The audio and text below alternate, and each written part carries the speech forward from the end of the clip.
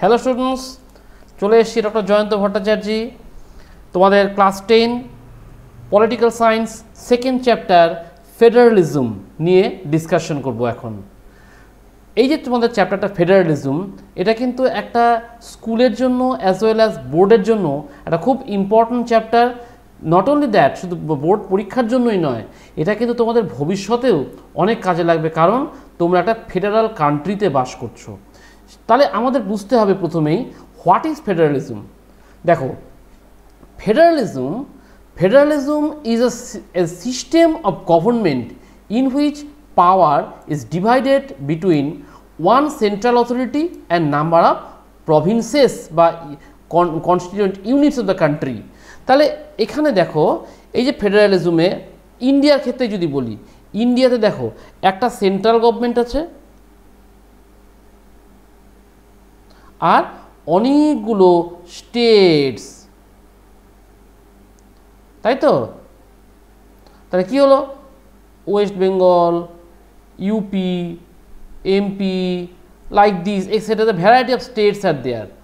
তাহলে একটা central government আর অনেকগুলো স্টেট গভর্নমেন্টের মধ্যে বা কনস্টিটিউয়েন্ট ইউনিটের মধ্যে পাওয়ারটা ডিভাইড হয়ে যাচ্ছে, এইটাকে বলছে ফেডারালিজম। এই ফেডারালিজমের কিছু ফিচার্স আমরা দেখতে পাই। সেখানে কি বলছে দেখো, there are two or more levels of the government বা two tiers of the government. একটা একটু আগে বললাম, একটা সেন্ট্রাল, একটা স্টেট।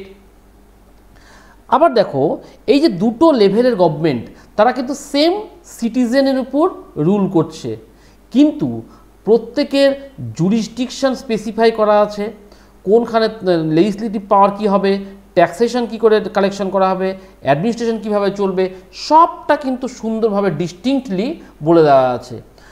এই যে জুরিসডিকশনটা রেসপেক্টিভ গভর্নমেন্টকে বলে দেওয়া আছে, এটা কিন্তু কনস্টিটিউশন থেকেই বলে দিচ্ছে। তাহলে বুঝতে পারছো যে এই ফেডারাল কান্ট্রি যেগুলো, ফেডারালিজমটা কতটা একটা ইম্পর্ট্যান্ট বিষয়, যে ওয়ার্ল্ডের প্রচুর কান্ট্রি, একটা জিনিস মনে রাখবে, ওয়ার্ল্ড ওয়ার 2 এর আগে পর্যন্ত কিন্তু ফেডারাল কান্ট্রি খুব একটা ছিল না। ওয়ার্ল্ড ওয়ার 2 এর পর থেকে পৃথিবীর প্রচুর কান্ট্রি কিন্তু ফেডারালিজমকে অ্যাডপ্ট করে দিয়েছে। এবার দেখো, আরও কিছু ফিচার্স আছে। বলছে কি যে কনস্টিটিউশন একটা both the level fundamental provision of the constitution requires the consent of both the levels of government.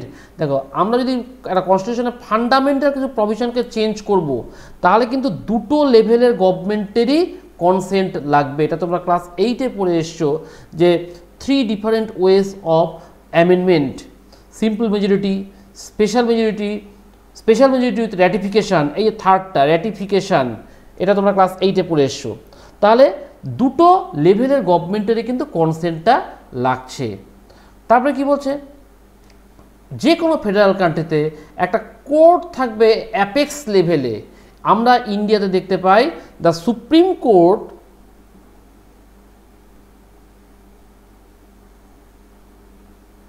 as the apex court. Apex means highest court. Supreme Court is the apex court. এখানে কি হয়, যে if there is any problem arise between central government and provincial government, or between provincial and another provincial government, all these cases shall have to be resolved in Supreme Court. তারপরে কি বলছে, যে কোনো government চালাতে গেলে তো কিছু পয়সা লাগবে। তাহলে এই revenue collection, source of revenue collection প্রত্যেকটা লেভেল অফ গভর্নমেন্টে কিন্তু ক্লিয়ারলি ফিক্সড করে দেওয়া আছে, এবং তাদেরকে ফিনান্সিয়াল অটোনমিও দেওয়া আছে। সেন্ট্রাল কিছু কিছু জায়গাতে স্টেটকে বলবে না তুমি যেভাবে খুশি করো, স্টেটগুলো সেন্ট্রাল গভর্নমেন্টের কোনো বিষয়ে ইন্টারফেয়ার করতে পারবে না। তাহলে এইভাবে আমরা দেখছি ফেডারালিজমগুলো কিন্তু কাজ করছে। এই যে ফেডারালিজম যে নিলাম, এর অবজেক্টিভটা কি? এর হচ্ছে ডুয়াল অবজেক্টিভ আছে। কি কি অবজেক্টিভ? একটা হচ্ছে to safeguard and promote the unity of the country. দেখো, আমরা কান্ট্রির ইউনিটিকে একদিকে সেফগার্ড করছি, আবার প্রমোট করছি। আর একটা হচ্ছে টু অ্যাকোমোডেট রিজিওনাল ডাইভার্সিটিস, অর্থাৎ আমরা তামিল, তেলেগু, বাঙালি বিহারি, গুজরাটি সবাই কিন্তু আছি, কিন্তু সবাই রিজিওনাল ডাইভার্সিটি থাকা সত্ত্বেও আমরা কিন্তু ন্যাশনাল আইডেন্টিটি মেনে চলছি এবং আমরা সবাইকে অ্যাকোমোডেট করে নিয়ে বসে আছি। এবার একটা জিনিস দেখো, এই যে ফেডারালিজম নিয়ে তো আমি অনেক কিছু বলছি, তাই তো? এবার আরেকটা জিনিস আনতে যদি আমি আনি, একটা হচ্ছে ইউনিটারি আর ফেডারাল। জিনিসটার ডিফারেন্সটা কি? ইউনিটারি জাস্ট বাংলাদেশের কথা ভাবো,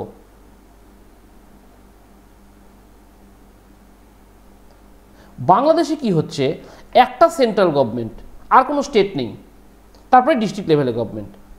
হোয়াইল আমাদের এখানে যদি তোমরা দেখো যে ইন্ডিয়াতে, এখানে কি হচ্ছে, ইন্ডিয়াতে সেন্ট্রাল গভর্নমেন্ট, তার আন্ডারে স্টেট গভর্নমেন্ট, তার আন্ডারে কি বলে গ্রাসরুট লেভেলের গভর্নমেন্ট। কাজে ফেডারাল গভর্নমেন্টে কিন্তু পাওয়ারটা ডিস্ট্রিবিউট হচ্ছে, কিন্তু ইউনিটারি গভর্নমেন্টে পাওয়ারের কোনো ডিস্ট্রিবিউশনের ব্যবস্থা নেই। সেই কারণে কিন্তু ইউনিটারি গভর্নমেন্টের সংখ্যাটা খুব কম ইন দ্য ওয়ার্ল্ডে। এবার বলছে why power is divided in federation. দেখো একটা জিনিস মনে রাখবে, যত বেশি পাওয়ার ডিভাইড করা যাবে তত বেশি কিন্তু আমরা প্রবলেম সলভ করতে পারবো। Because if we engage the local people to solve their own problem, then all the problem will be resolved. At the same time, the responsibility of the central government can be minimized. হলো, state গভর্নমেন্টগুলো তাদের respective এরিয়ার day to day যে ওয়ার্কিংগুলো আছে, ফাংশনিংগুলো আছে, সেগুলোকে look after করছে এবং দুটো লেভেলের গভর্নমেন্টই কিন্তু তারা ইন্ডিপেন্ডেন্টলি তাদের পাওয়ার এনজয় করছে। এবার দেখো গোটা ওয়ার্ল্ডে যদি আমরা দেখি, আমরা এই ফেডারেশনকে বা ফেডারালিজমকে আমরা দুটো ভাগে দেখতে পাবো। কি কি? একটা হচ্ছে কামিং টুগেদার ফেডারেশন, একটা হোল্ডিং টুগেদার ফেডারেশন। তাহলে এই কামিং টুগেদার আর হোল্ডিং টুগেদার ব্যাপারটা কি হলো? দেখো ভেরি সিম্পল, একটা সুন্দর ছোট্ট ছক করে তোমাদেরকে আমি দেখাচ্ছি। ধরো এখানে কয়েকটা স্টেটস আছে, 1 2 3 4 5 6 7 এক্সেট্রা এক্সেট্রা। তো এই যে ছোট ছোট ইউনিটগুলো যে আছে, এই ছোট ছোট ইউনিটগুলো ভাবলো যে আমরা আমাদের আইডেন্টিটিটাকে ঠিকঠাকই রাখবো, ইন্ডিপেন্ডেন্স ঠিকঠাক রাখবো, রেখে আমরা একটা বিগার ইউনিটকে তৈরি করব আমাদের লার্জ আইডেন্টিটির জন্য। এই যে ছোট ছোট ইউনিটগুলো একখানে এলো, এসে একটা বিরাট ইউনিটি বা আইডেন্টিটি তৈরি করলো for the sake of their security বা other purposes. This is called coming together federation. আমরা এই জিনিসটা কোথায় দেখতে পাই? আমরা সুন্দরভাবে দেখতে পাই অস্ট্রেলিয়া, সুইজারল্যান্ড, অস্ট্রিয়া এইসব কান্ট্রিতে। আর হোল্ডিং টুগেদার জিনিসটা কি? দেখো এইরকমই ছবির মতন আর একটা ছবি। ধরো যে আমার ছবি আঁকানো ভালো হয় না, বুঝতে পারছো তো? আচ্ছা, এই ধরো মনে মনে ধরো এটা একটা ইন্ডিয়া। এবার ইন্ডিয়াকে ম্যাপ তোমরা যেভাবে দেখেছো এখানে এখন অন্যভাবে দেখছো, ঠিক। এবার দেখো একটা গোটা কান্ট্রি ছিল, আমরা সেটাকে টুকরো টুকরো করে অনেকগুলো পিস করলাম, এমন করে পিস করলাম যে কেউ এখান থেকে বেরিয়ে যেতে পারবে না। তাহলে একটা গোটা শেপ ছিল, সেটাকে আমরা কেটে কেটে খণ্ড খণ্ড খণ্ড খণ্ড করলাম। একটা আইডেন্টিটি, বিগার আইডেন্টিটি থাকলো, এদেরকে কিন্তু স্বাধীন করে দিলাম তা কিন্তু নয়, এরা এদের মতো থাক, আমি আমার অ্যাডমিনিস্ট্রেটিভ কনভিনিয়েন্সের জন্য আমি এটাকে ডিভিশন করে দিচ্ছি। তো এইটাকে বলা হয় হোল্ডিং টুগেদার ফেডারেশন। আমি এখনই বললাম কোথায় দেখতে পাই, এই যে ইন্ডিয়া, স্পেন, বেলজিয়াম, এই সব তো কান্ট্রিতে আমরা হোল্ডিং টুগেদার ফেডারেশন দেখতে পাই। তাহলে কামিং টুগেদার, হোল্ডিং টুগেদার পরিষ্কার হলো। কামিং টুগেদার মানে আসলো, ছোট ছোট ছোট ছোটোগুলো এক জায়গায় হয়ে বিগার ইউনিট তৈরি করলো। আর হোল্ডিং টুগেদার বড়ই ছিল, সেটাকে আমরা কেটে কেটে কেটে কেটে ছোট ছোট ইউনিট তৈরি করলাম, so that we can provide best possible services and to ensure administrative convenience. এটার জন্য আমরা কিন্তু এই কাজটা করলাম। এবার দেখো এই যে কামিং টুগেদার, হোল্ডিং টুগেদার ডিফারেন্সটা কি? আমরা এটাকে একটা টেবিল ফর্মে তৈরি করছি। দেখো এই যে কামিং টুগেদার, এখানে কী বলছে, কনস্টিটিউয়েন্ট স্টেটস বা ইউনিটস যেগুলো আছে তাদের কিন্তু ইকুয়াল পাওয়ার আর and are stronger than the federal government. তাহলে ফেডারেল গভর্নমেন্টে কী হয় যে এই যেমন হোল্ডিং টুগেদারে central government is more powerful than the states, কিন্তু কামিং টুগেদারে কিন্তু এই জিনিসটা দেখা যাবে না। Both the central and state equally empowered. তারপরে কি এখানে এই ছোট ছোট যে কান্ট্রি ইন্ডিপেন্ডেন্ট ছোট ছোট ইউনিটগুলো যে এলো, এরা কিন্তু এদের আইডেন্টিটি ঠিকঠাক রেখে দিয়েছে, সেই সঙ্গে এরা নিজেদের সিকিউরিটিটাকে ইনক্রিজ করার জন্য এরা একসঙ্গে এলো। কিন্তু হোল্ডিং টুগেদার ফেডারেশনে কিন্তু অন্য ধরনের। এখানে যে কনস্টিটিউয়েন্ট ইউনিটসগুলো আছে সেগুলোর মধ্যে আনইকুয়াল পাওয়ার্স দেওয়া আছে। কিছু কিছু ইউনিটকে বেশি পাওয়ার দেওয়া হচ্ছে, কিছুকে কম দেওয়া হচ্ছে, এইগুলো আর কি। হ্যাঁ, আর এই এক্সাম্পলগুলো কেবলই বললাম যে coming together US, Switzerland, Austria, আর ইন্ডিয়াতে কী বলে হোল্ডিং টুগেদার আসলো ইন্ডিয়া, স্পেন, বেলজিয়াম, এই সমস্ত জায়গাগুলো এলো। এবার এই যে ইন্ডিয়াকে আমরা ফেডারেশন বলছি, কি করে বলবো? What makes India a federal country? কেমন করে আমরা বলবো ইন্ডিয়াকে একটা ফেডারাল কান্ট্রি? দেখো, আমাদের কনস্টিটিউশনে কোথাও কিন্তু বলা নাই India is a federal country, but article 1 of Indian constitution এখানে কি বলছে জানো? সুন্দর করে লেখা আছে, India that is Bharat shall be the union of states. কি বলছে? ইন্ডিয়া দ্যাট ইজ ভারত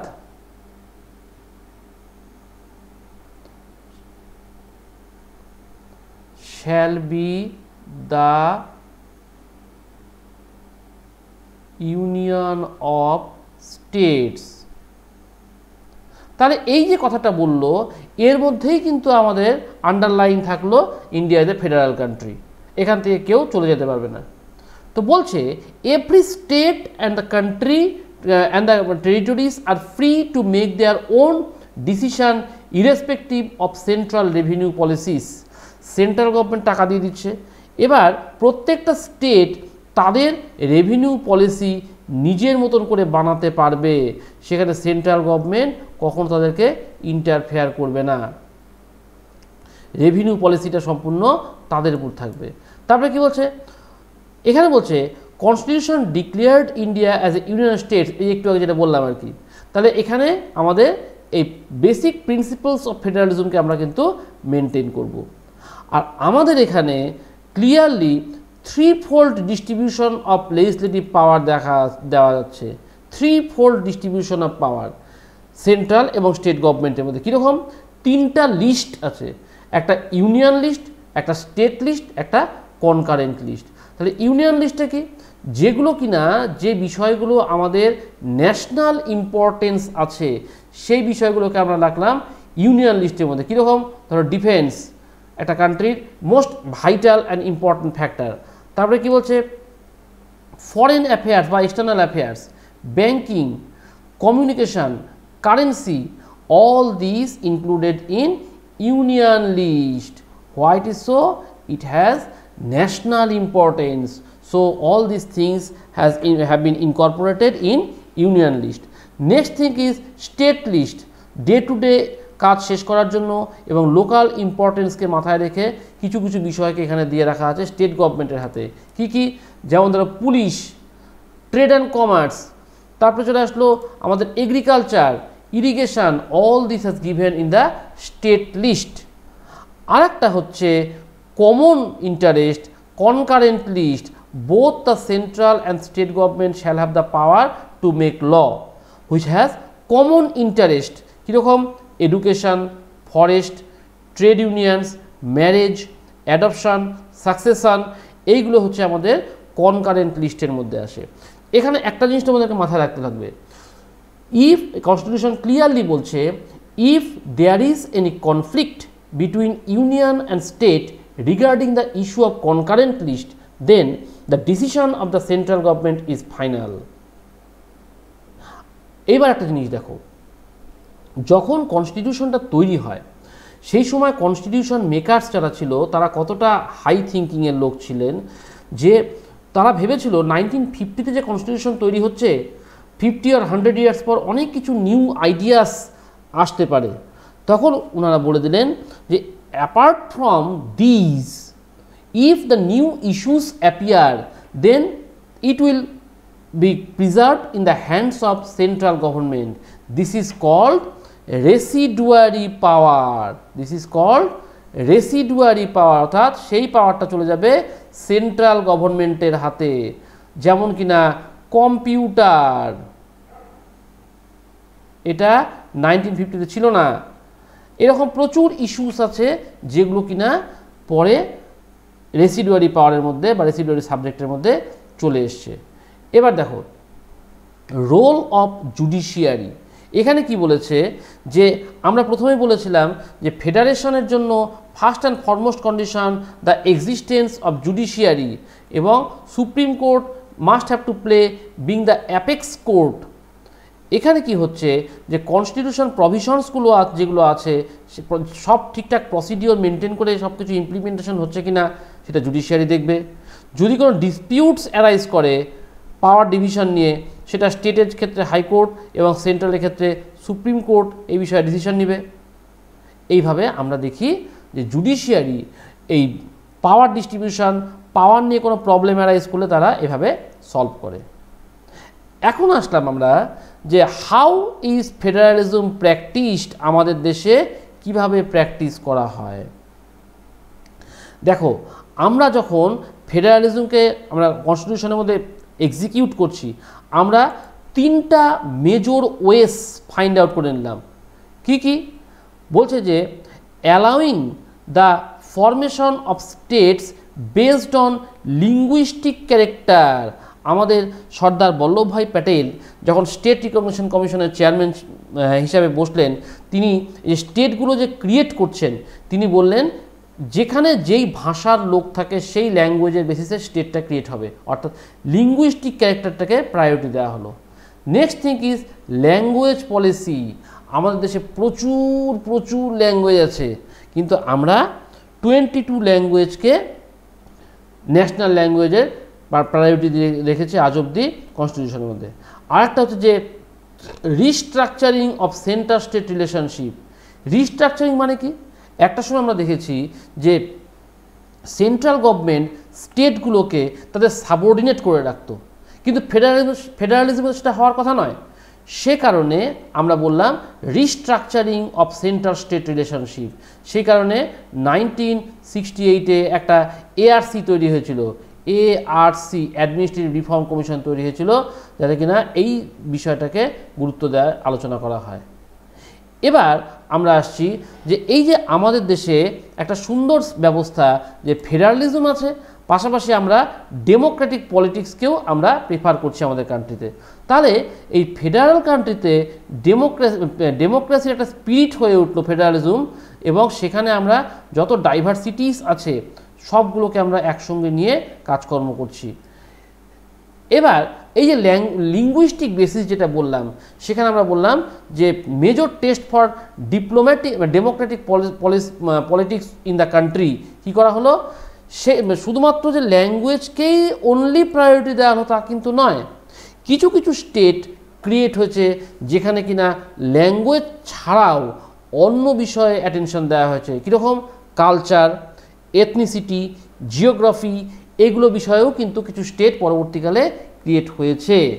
যেমন কিনা তোমরা দেখতে পাবে নাগাল্যান্ড, তোমরা দেখতে পাবে উত্তরাখণ্ড, ঝাড়খণ্ড, এই জায়গাগুলো কিন্তু শুধুমাত্র ল্যাঙ্গুয়েজ বেসিসেই তৈরি হয়নি। এখানে আমরা কালচার, এথনিসিটি, জিওগ্রাফি এগুলোর উপরেও অ্যাটেনশন দিয়েছিলাম। তারপরে বলছে নেক্সট হচ্ছে ল্যাঙ্গুয়েজ পলিসি। আমি বললাম যে 22 ন্যাশনাল ল্যাঙ্গুয়েজ কনস্টিটিউশনে বলে রাখা আছে। এখানে বলছে আমরা besides Hindi there are 21 other languages recognised as the scheduled language by the constitution. হলো প্রচুর ল্যাঙ্গুয়েজ আছে, বলার শেষ নেই। আচ্ছা, কিন্তু গ্রুপ করে করে আমরা এটাকে কন্ট্রোল করে নিয়েছি। এরপরে বলছে সেন্ট্রাল স্টেট রিলেশনশিপ। দেখো ফেডারালিজমকে স্ট্রেনদেন করতে গেলে সেন্ট্রাল গভর্নমেন্টের সঙ্গে স্টেট গভর্নমেন্টকে সুন্দরভাবে মানিয়ে নিয়ে চলতে হবে, নাহলে কিন্তু পারা যাবে না। সেই কারণে কিন্তু এই restructuring to strengthen the federalism আমরা রিস্ট্রাকচারিং অফ সেন্ট্রাল স্টেট রিলেশনশিপের উপর জোর দিলাম।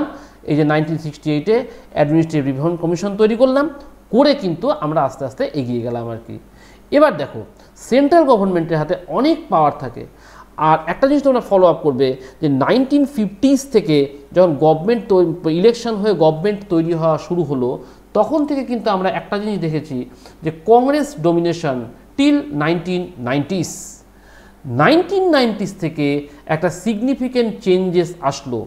এই 1990s পর্যন্ত আমরা একটা জিনিস দেখতাম যে সেন্ট্রাল গভর্নমেন্টগুলো স্টেটে যদি অন্য পলিটিক্যাল পার্টির গভর্নমেন্ট ফর্ম করে থাকে, তাদের একটা টার্গেট থাকতো একে ফেলে দাও, যদি আমি গভর্নমেন্ট ফর্ম করতে পারি ওখানে, এরকম একটা ব্যাপার ছিল। কিন্তু 1990s থেকে আমরা একটা সিগনিফিক্যান্ট চেঞ্জ দেখতে পেলাম।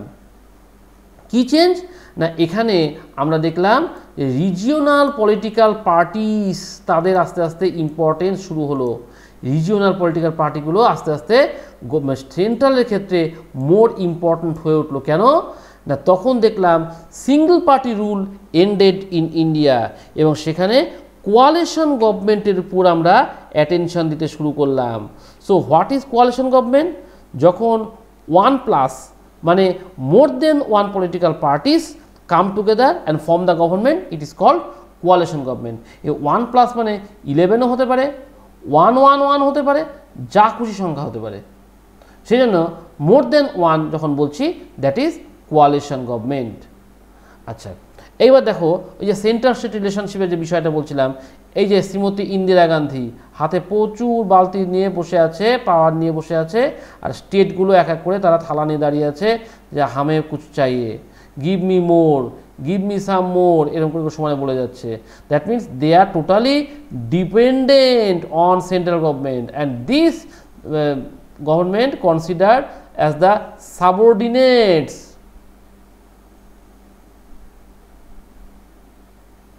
স্টেটগুলোকে সাবঅর্ডিনেট করে রাখতো।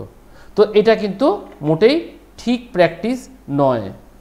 এবার আসছি আমরা লিঙ্গুইস্টিক ডাইভার্সিটিস।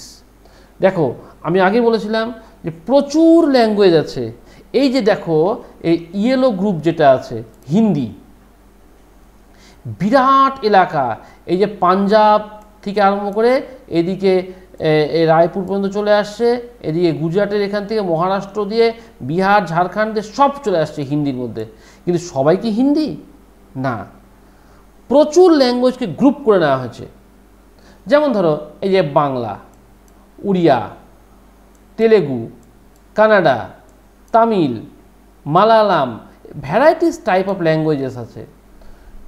তাদের মধ্যে অনেক সাব গ্রুপ আছে, কিন্তু আমরা একটা বড় বড় গ্রুপ করে নিয়ে এটাকে করছি। সেই কারণে আমরা কি করলাম, আমাদের 8 শিডিউল যেটা আছে সেখানে 22 ল্যাঙ্গুয়েজকে আমরা ন্যাশনাল ল্যাঙ্গুয়েজের তকমা দিলাম। 22 ল্যাঙ্গুয়েজকে শিডিউল ল্যাঙ্গুয়েজের মধ্যে নিয়ে আসলাম। এবার আদার যেগুলো নন শিডিউলড ল্যাঙ্গুয়েজ আছে আর কি, সেগুলো ল্যাঙ্গুয়েজ কিন্তু ইন্ডিয়াতে অত এফেক্টিভ নয়। এবং গোটা ওয়ার্ল্ডের মধ্যে ইন্ডিয়াই একটা কান্ট্রি যেখানে এত মাল্টিপারপাস ভার্সাটাইল ল্যাঙ্গুয়েজেস এক্সিস্ট করছে ইন্ডিয়াতে আর কি। এবার আসছি আমরা আর একটা নতুন কনসেপ্ট, সেটা হচ্ছে যে decentralisation of power. What is decentralisation of power? দেখো আমাদের ফেডারালিজমে পাওয়ারটা ডিস্ট্রিবিউট হতো দুটো লেভেল অফ গভর্নমেন্টের মধ্যে, একটা ন্যাশনাল গভর্নমেন্ট, একটা স্টেট গভর্নমেন্ট। কিন্তু 1992-93 এই সময় গভর্নমেন্ট একটা ল্যান্ডমার্ক কনস্টিটিউশনাল চেঞ্জেস নিয়ে এলো। 1992-93 এই সময় আমরা দেখলাম যে 73rd and 74th constitutional amendment হলো। 73rd for gram Panchayati Raj, R 74th হচ্ছে নগরপালিকা বিল। এখানে পাওয়ারটাকে ডিসেন্ট্রালাইজড করে দেওয়া হলো, একটা গেল সেন্ট্রাল, একটা গেল স্টেট, আর হচ্ছে লোকাল সেলফ গভর্নমেন্ট। এইভাবে পাওয়ারটাকে ডিস্ট্রিবিউট করা হলো, অর্থাৎ মেজর থ্রাস্ট দেওয়া হলো লোকাল এরিয়াকে, লোকাল গভর্নমেন্টকে দেওয়ার জন্য বলা হচ্ছে ডিসেন্ট্রালাইজেশন অফ পাওয়ার। এর অবজেক্টিভটা কী ছিল?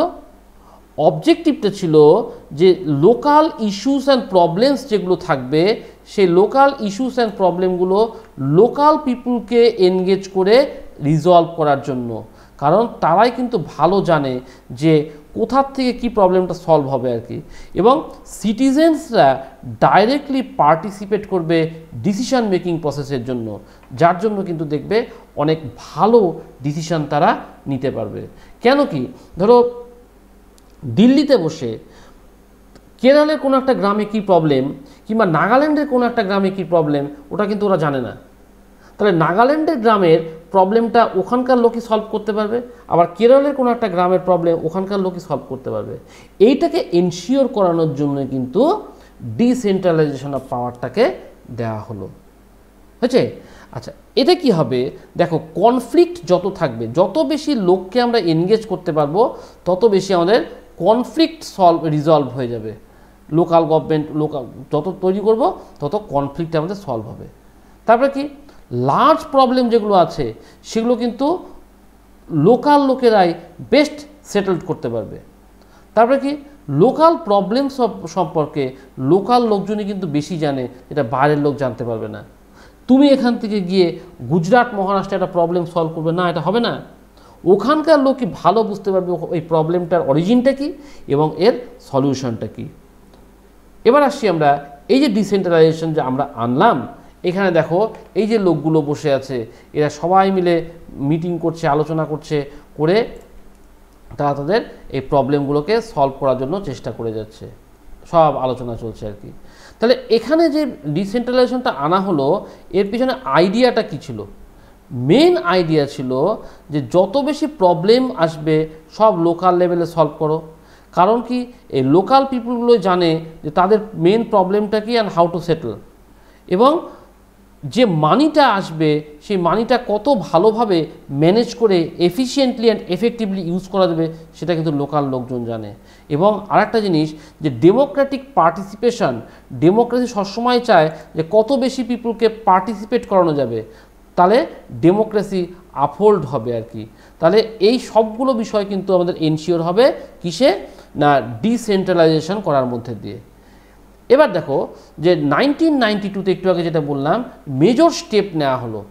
কি কি, এই ডিসেন্ট্রালাইজেশনটাকে এনশিওর করার জন্য বলে দেওয়া হলো যে রেগুলার বেসিসে ইলেকশন হবে লোকাল গভর্নমেন্টের জন্য, সে for 5 years, every after 5 years election হতেই হবে। কোথায়? গ্রাম পঞ্চায়েত, পঞ্চায়েত সমিতি, জেলা পরিষদ, মিউনিসিপ্যাল কর্পোরেশন, এগুলো। এবং শুধু ইলেকশন হবে তাই না, সেখানে scheduled caste, scheduled tribe, OBC এর জন্য স্পেশাল সিট রিজার্ভেশন থাকবে। সেই সঙ্গে আমরা দেখলাম যে 1/3 সিট রিজার্ভ থাকবে ওম্যানদের জন্য। সব ধরনের শিডিউল্ড কাস্টের মধ্যে ওম্যান থাকবে, শিডিউল্ড ট্রাইবের মধ্যে থাকবে, ওবিসির মধ্যে থাকবে, জেনারেলের মধ্যে থাকবে, সবার মধ্যে 1/3 সিট রিজার্ভ ফর ওম্যান। হলো, এখানে ইলেকশন কন্ডাক্ট করার জন্য একটা স্টেট ইলেকশন কমিশন থাকবে, যাদের দায়িত্ব থাকবে পঞ্চায়েত এবং মিউনিসিপ্যালিটির ইলেকশন কন্ডাক্ট করানো আর কি। এবং এই যে এরা যে কাজ করবে, স্টেট গভর্নমেন্ট এদেরকে রিকোয়ার্ড পাওয়ার দিবে, রেভিনিউ দিবে, যাতে কিনা এই বডিগুলো ইন্ডিপেন্ডেন্টলি কাজ করতে পারে। এইগুলো কিন্তু সমস্ত আমাদের অ্যামেন্ডমেন্টের মাধ্যমে আনা হয়েছে। এই যে বললাম যে পঞ্চায়েতি রাজ মানে 1992-তে যে 73rd অ্যামেন্ডমেন্ট অ্যাক্ট আনা হলো, 1992-তে 73rd অ্যামেন্ডমেন্ট অ্যাক্ট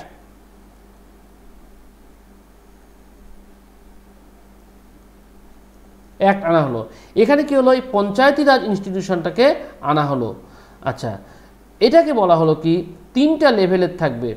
ডিস্ট্রিক্ট লেভেলে থাকবে জেলা পরিষদ, ব্লক লেভেলে থাকবে পঞ্চায়েত সমিতি, আর ভিলেজ লেভেলে থাকবে গ্রাম পঞ্চায়েত, আর সবার নিচে থাকবে হচ্ছে যে গ্রাম সভা। এই গ্রাম সভা কি হবে না, প্রত্যেকটা ভিলেজে যতজন অ্যাডাল্ট মেম্বার আছে অর্থাৎ ভোটার, সমস্ত ভোটার মিলে হবে হচ্ছে গ্রাম সভা। এই গ্রাম সভার লোকজনই কিন্তু গ্রাম সভার লোকেরাই ইলেক্ট করবে হচ্ছে যে গ্রাম পঞ্চায়েত পঞ্চায়েত সমিতি জেলা পরিষদে কে কে মেম্বার হবে। এখানে কিছু বাই ডিফল্ট মেম্বার চলে যায়, যেমন ব্লক লেভেলে পঞ্চায়েত সমিতিতে সবগুলো গ্রাম পঞ্চায়েতের যে হেড প্রধান বা সরপঞ্চ সে কিন্তু ওখানকার চলে যাবে। জেলা পরিষদের আন্ডারে যতগুলো পঞ্চায়েত সমিতি আছে প্রত্যেক পঞ্চায়েত সমিতির যে চেয়ারম্যান থাকবে সে কিন্তু জেলা পরিষদে বাই ডিফল্ট চলে যাবে। এবং একটা জিনিস মনে রাখবে, কোনো এলাকার এমএলএ এবং এমপি তারা কিন্তু রেসপেক্টিভ লেভেলের মেম্বার। যেমন ধরো কোনো একটা ডিস্ট্রিক্টের যে এমপি সে কিন্তু 3টা জায়গারই মেম্বার থাকবে, এমএলএ যেই ব্লকে আছে সে সেইখানকার মেম্বার থাকবে। আবার ওই যে এমএলএ এবং এমপি তারা প্রত্যেকটা গ্রাম পঞ্চায়েতেরও কিন্তু মেম্বার। এইভাবে কিন্তু তারা একটা বাই ডিফল্ট মেম্বারশিপ পেয়ে যায়। আচ্ছা, এবার এই যে পঞ্চায়েতি রাজ্যে নিয়ে আসা হলো, ইম্পর্টেন্সটা কি? বেসিক ইম্পর্টেন্সটা হচ্ছে আমাদের ডেমোক্রেটিক কান্ট্রি এই ডেমোক্রেসিটাকে শক্ত করা।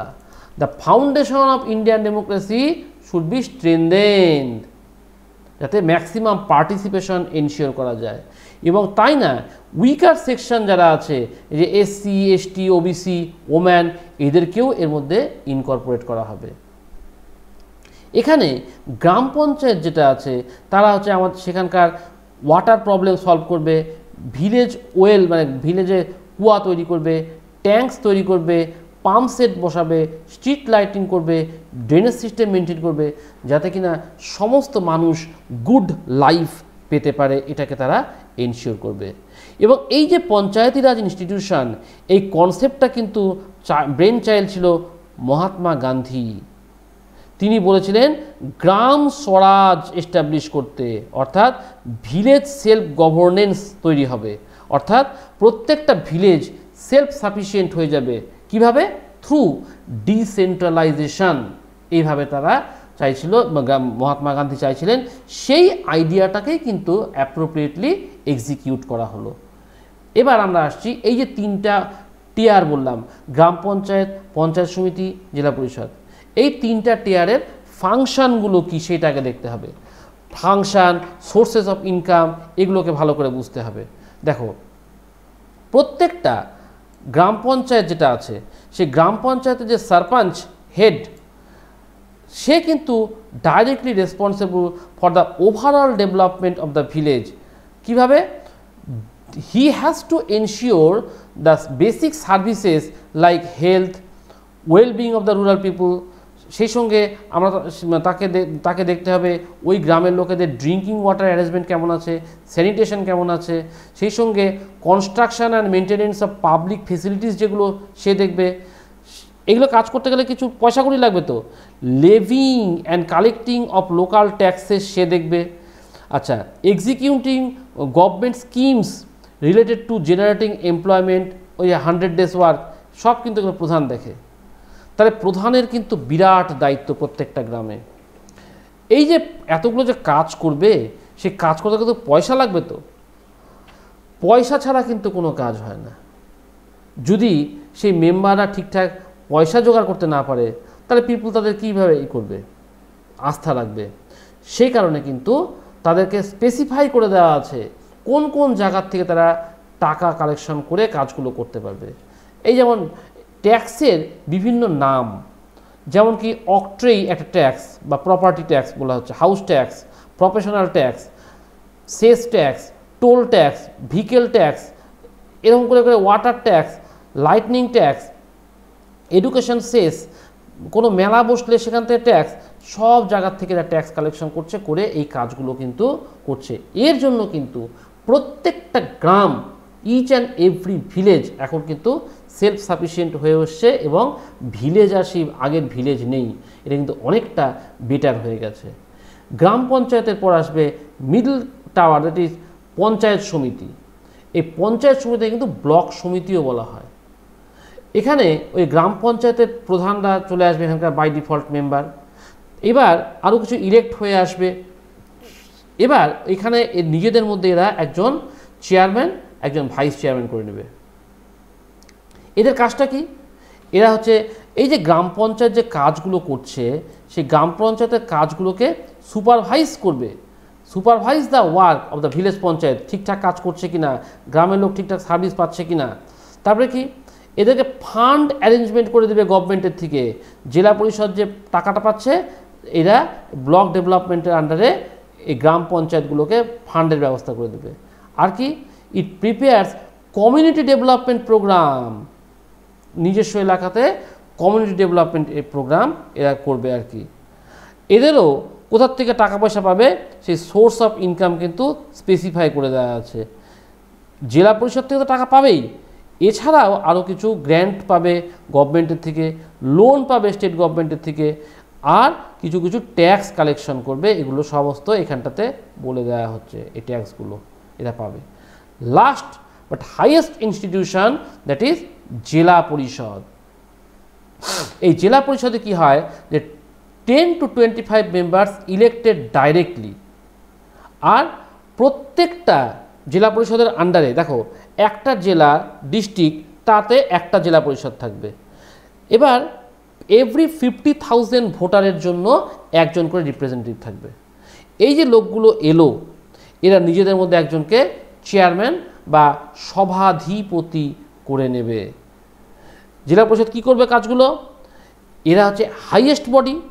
তাহলে এবার পঞ্চায়েত, গ্রাম পঞ্চায়েত এবং ব্লক সমিতি বা পঞ্চায়েত সমিতি যেগুলো আছে তাদেরকে কাজে অ্যাসিস্ট করবে এবং গভর্নমেন্টের থেকে টাকা নিয়ে আসবে। There the link between state government and এই পঞ্চায়েত সমিতি, গ্রাম পঞ্চায়েত, ওখান থেকে টাকা নিয়ে এদেরকে দেবে আর কি। এছাড়া সেন্ট্রাল গভর্নমেন্ট যে 5 ইয়ার প্ল্যান বা অ্যানুয়াল প্ল্যান বা মাস্টার প্ল্যান যেগুলো তৈরি করবে সেগুলোকে এক্সিকিউট করবে। এছাড়া সেন্ট্রাল গভর্নমেন্ট বা স্টেট গভর্নমেন্ট বিভিন্ন সময় যদি কোনো স্কিম অ্যাডপ্ট করে সেগুলোকেও তারা এক্সিকিউট করবে। এরপরে আসছি এরা টাকা পায় কোথায়। এরা বিভিন্ন জায়গার থেকে কিছু কিছু ট্যাক্স তোলে, আর মেইন যেটা সেটা হচ্ছে যে grants from the state government and time to time central গভর্নমেন্টও এদেরকে অনেক গ্র্যান্ট দেয়। এই হচ্ছে আমাদের রুরাল এরিয়া রিলেটেড। এখন আমরা আসছি আরবান এরিয়ার দিকে। আরবান এরিয়া যখন বলছি তার মানে মিউনিসিপ্যালিটি অ্যান্ড মিউনিসিপ্যাল কর্পোরেশন। এই মিউনিসিপ্যালিটিরও কিন্তু আবার ভ্যারিয়েশন আছে সাইজের ভিত্তিতে, দ্যাট মিনস পপুলেশন এবং এরিয়ার ভিত্তিতে। ABCDE 5টা টাইপের মিউনিসিপ্যালিটি আছে based on population and area. এবং যখন একটা জায়গাতে more than 25 wards and more than 1 lakh voter, mind it, voter not population, যখন ফুলফিল হবে তখন সেই জায়গাটাকে আমরা মিউনিসিপ্যাল কর্পোরেশন হওয়ার জন্য দাবি করতে পারি আর কি। এবার এই যে মিউনিসিপ্যালিটি বা মিউনিসিপ্যাল কর্পোরেশন, মিউনিসিপ্যালিটির হেড চেয়ারম্যান আর মিউনিসিপ্যাল কর্পোরেশনের হেড হচ্ছে মেয়র। এই দেখো এইখানটা তোমরা দেখতে পাবে লেখা আছে mayor, head of municipal corporation mayor. Urban local self government elected member থাকবে, চিফ এক্সিকিউটিভ থাকবে, আল্ডারম্যান থাকবে, এরা সবাই মিলে কিন্তু এই কাজগুলো করবে। কি কি কাজ করবে? মেইন ফাংশনসগুলোকে আমরা ব্রডলি কতগুলো ভাগে ভাগ করতে পারি। প্রথমে বলছে পাবলিক হেলথ ঠিক মেনটেন করতে হবে, ওয়েলফেয়ার অফ দ্য পিপল করতে হবে, কিছু রেগুলেটরি ফাংশন থাকে, পাবলিক সেফটি নিয়ে কাজকর্ম করতে হবে, পাবলিক ইনফ্রাস্ট্রাকচার ওয়ার্ক করতে হবে, আর কিছু ডেভেলপমেন্টাল অ্যাক্টিভিটিস এদেরকে করতে হবে। এই যে কাজগুলো যে করবে টাকা লাগবে তো, কোথা থেকে টাকা পাবে? এরা বিভিন্ন সোর্স অফ রেভিনিউ থাকে, যেমন বাড়ি বাড়িতে জল দেয়, ওয়াটার সাপ্লাই ট্যাক্স নেয়, প্রপার্টি ট্যাক্স নেয়, মিউনিসিপ্যালিটি বিভিন্ন মার্কেট, হাউজিং বা শপিং মল তৈরি করে রাখে, তার থেকে রেন্ট কালেকশন করে। তারপরে কি কমার্শিয়াল ভেহিকেলস রেজিস্ট্রেশন করতে গেলে সেখানে ট্যাক্স নিতে হয়। তারপরে গভর্নমেন্টের থেকেও বিভিন্ন গ্রান্টস পায়। এইভাবে এরা বিভিন্ন কাজগুলো করে। এবার এই যে ফাংশান কি কি করবে এরা, এই দেখো এখানে জলে থই থই, কার দায়িত্ব? শহর এলাকা, মিউনিসিপ্যালিটির দায়িত্ব, জলে ভেসে গেছে, কিচ্ছু করার নেই। এরা যে মেইন কাজগুলো করবে কম্পালসারি কাজ, তার মধ্যে কিছু স্কুল তৈরি করবে, প্রাইমারি স্কুল করবে, প্রি প্রাইমারি স্কুল তৈরি করবে, এডুকেশন যাতে কিনা ঠিকঠাক দেওয়া যায়, প্রাইমারি হেলথ কেয়ার মেনটেন করবে, স্ট্রিট লাইটিং করবে, রোড কনস্ট্রাকশন করবে, ক্লিনিং করবে, পাবলিক অর্ডার মেনটেন করবে, এগুলো হচ্ছে ডে টু ডে তাদেরকে করতেই হবে। কিন্তু বেসিক ফেসিলিটিস যেগুলোকে না দিলেই নয়, তার মধ্যে পড়ে আসছে গুড রোড কন্ডিশন এনশিওর করতে হবে, ট্রান্সপোর্টেশন ঠিকঠাক রাখতে হবে, রাস্তার ইলেকট্রিসিটি যেন ঠিকঠাক থাকে, সিওয়েজ ডিসপোজাল, নোংরা পরিষ্কার, ড্রেন পরিষ্কার, ডিসপোজাল অফ ওয়েস্ট, এটা তাদেরকে করতেই হবে। তারপরে কি, এরা বিল্ডিং স্ট্রাকচার কোথাও হলে তাদেরকে পারমিশন দিবে, ঠিকঠাক করা যাবে কি না। তারপরে কি, বিল্ডিং অ্যান্ড প্রপার্টিস যেগুলো থাকে আরবান এরিয়াতে সেগুলোকে গ্র্যান্ট করে। এছাড়াও তারপরেও যদি কিছু পয়সা কড়ি থাকে, কিছু পার্ক করতে পারে, স্পোর্টস অ্যারেঞ্জমেন্ট করতে পারে, কিছু এন্টারটেনমেন্টের অ্যারেঞ্জমেন্ট করতে পারে। এইভাবে কিন্তু আরবান লোকাল বডিজগুলো কাজকর্ম করে। এই যে 1992-93-তে যে কনস্টিটিউশন চেঞ্জেস আসলো, ডিসেন্ট্রালাইজেশন হলো, এর ইম্প্যাক্ট কিন্তু অনেকটা। এটা ফার্স্ট যেটাতে অ্যাটেনশন দিল সেটা হচ্ছে যে আমাদের যে ডেমোক্রেটিক কান্ট্রি ডিপেন্ড ডেমোক্রেসি করে দিল, ডেমোক্রেসির রুটটাকে আরও ডিপ রুটেড করে দিল, যাতে কিনা পিপুলের মনে কোনো সন্দেহ না থাকে, পিপুলস পার্টিসিপেশনকে অনেক বেশি এনশিওর করার জন্য ডিপেন্ড ডেমোক্রেসি করলো। সেই সঙ্গে এরা কী করলো, ওম্যান রিপ্রেজেন্টেশনকে এনশিওর করলো। কারণ আমাদের সোসাইটিতে কিন্তু অলমোস্ট 50% ওম্যান, তাদের ভয়েস যদি না আসে ডেমোক্রেসিতে, তাহলে কি করে ডেমোক্রেসি এনহ্যান্স হবে? সেটা ওম্যান রিপ্রেজেন্টেশনটাকেও এনশিওর করলো। সেই সঙ্গে এইটাকে এনশিওর করলো ইলেকশনটাকে রেগুলার বেসিসে হতে হবে।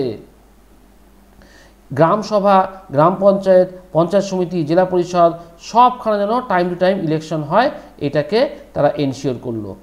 আচ্ছা, এইভাবে সেলফ গভর্নমেন্ট কনসেপ্টটা তাদের আন্ডারে দারুণভাবে চলে এলো। এই হচ্ছে আমাদের এই চ্যাপ্টারের মেন বিষয়, একদম সংক্ষেপে বললাম আর কি, তোমাদের যাতে মনে রাখতে সুবিধা হয় আর কি। আশা করি চ্যাপ্টারটা ভালো লেগেছে এবং অবশ্যই তোমরা আমার চ্যানেলটাকে সাবস্ক্রাইব করবে আর শেয়ার করতে কিন্তু ভুলো না, ঠিক আছে? আমরা আর শর্টলি চলে আসবো এর এমসিকিউ কিছু কোশ্চেন অ্যান্সার নিয়ে। Thank you.